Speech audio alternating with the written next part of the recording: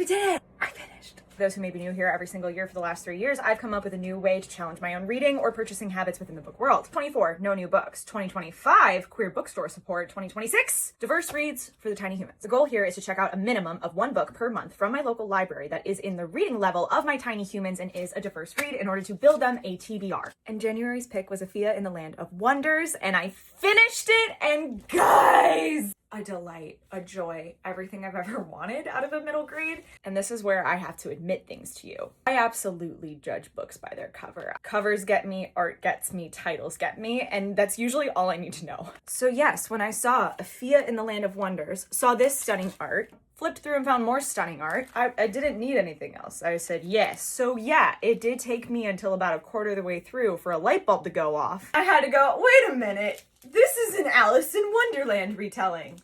Sure enough, read the summary, the author's note. Really every piece of information the typical reader would review before choosing a novel blatantly says that it's an Alice in Wonderland retelling.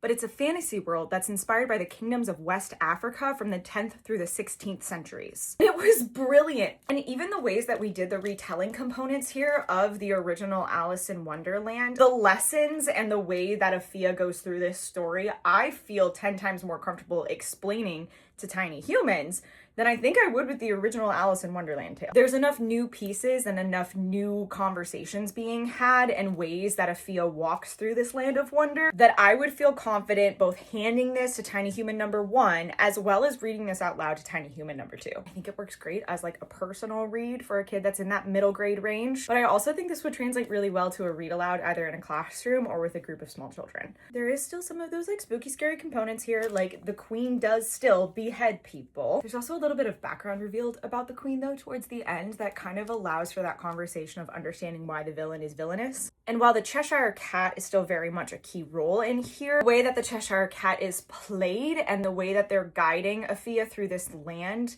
once again has background that kind of softens out the creepy edge and allows for a conversation about why that character does those things. I was even able just to flip through the art pages and show them off to tiny human number 2 and just walk her through the beats of this story just with the pictures alone. It's just like a little Saturday morning we were hanging out in bed sort of a vibe. And it was absolutely lovely.